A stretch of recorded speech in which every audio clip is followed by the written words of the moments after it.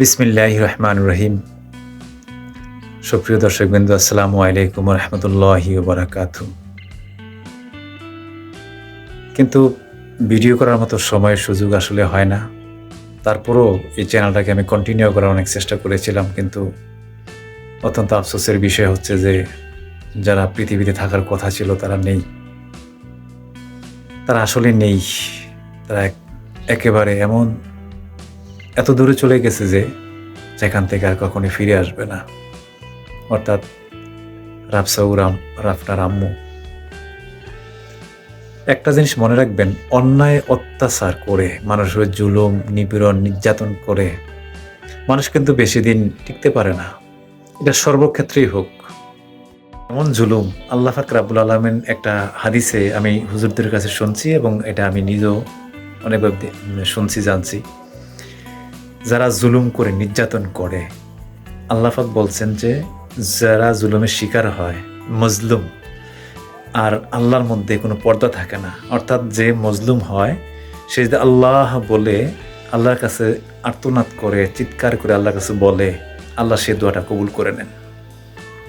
তো আমরা কিন্তু অনেক সময় অনেক মানুষের প্রতি নির্যাতন করি, হিংসাবশত অনেকভাবে টাকা মেরে দিই, অথবা সংসারটা ধ্বংস করে দিই, অথবা এরম চিন্তা আসে যে তার যেন ছেলে মেয়ে না হয়। অনেক সময় আমরা কি করি, বিভিন্নভাবে গর্ভপাত করানোর চেষ্টা করি বা তার সংসারটাকে ভেঙে দেওয়ার চেষ্টা করি। খোদার কসম করে বলতেছি, ওই মানুষগুলো আল্লাহ কি দেখে না? আল্লাহ হচ্ছে চিরঞ্জীব, চিরস্থায়ী। ইনি থাকবেন, ইনি আছেন, ইনি সব দেখতেছেন, ইনি সব বিষয়ে তার সব কিছু তার জ্ঞানের ভিতরে, সব কিছু সে জানেন। এক আল্লাহ অদ্বিতীয়। তিনি কারোর কাছে জন্মগ্রহণ করেনি, কারোর কাছ থেকে জন্মগ্রহণ করেনি, কাউকে জন্ম দেয়নি। তিনি চিরঞ্জীব, চিরস্থায়ী, তিনি থাকবেন। ইয়া হাইয়ু ইয়া কাইয়ুম।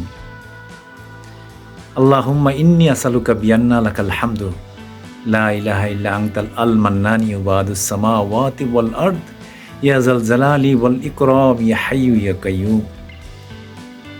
এটা তো এই ইসমে আজমের দ্বারাও যদি কেউ দোয়া আল্লাহর কাছে চায়, আল্লাহর কাছে আল্লাহ অবশ্যই, আজ হোক কাল হোক, আল্লাহ অবশ্যই কবুল করবেন। তো আমার উপরে যারা নির্যাতন করেছে, জুলুম করেছে, আমার আল্লাহর কাছে একটাই প্রার্থনা, আল্লাহ তুমি তো ফেরাউনকে দুনিয়ার জমিন থেকে বিদায় করছো, নীল নদের মাঝে চুবিয়ে তাকে মারছো।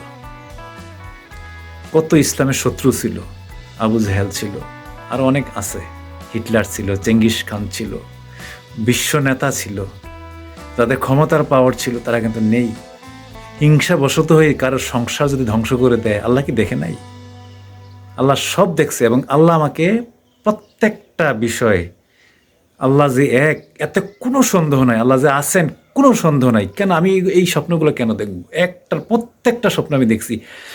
এমনকি মারা যাওয়ার আগে কি হয়েছে, মারা যাওয়ার পরে কি হয়েছে, মারা যাওয়ার পরে কি হচ্ছে, কবরে কিভাবে আছে, আমি সব সম্পূর্ণটা, আমি আল্লাহর কসম করে মিথ্যা বলছি না।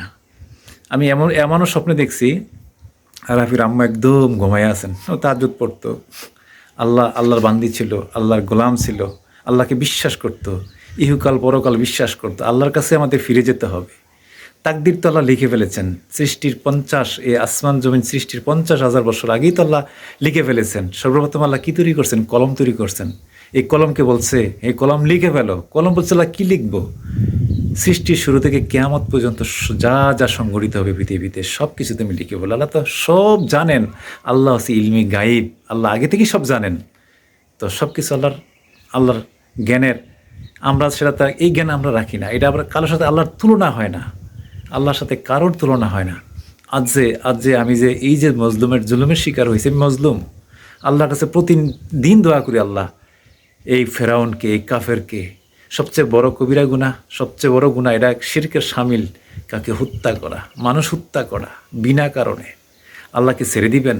আল্লাহ ছেড়ে দিবেন না।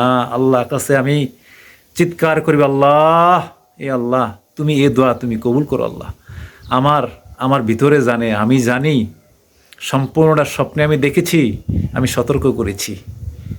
যারা আমার উপর জুলুম করেছে, নির্যাতন করেছে, আমার সংসার নষ্ট করে দিয়েছে, আল্লাহ তুমিও তাদেরকে এই সেমভাবে আল্লাহ আমার দোয়াটা কবুল করে নিও। কাল হাসরের ময়দানে যেন মাথাটা একদম লজ্জায় কাতর হয়ে যায়।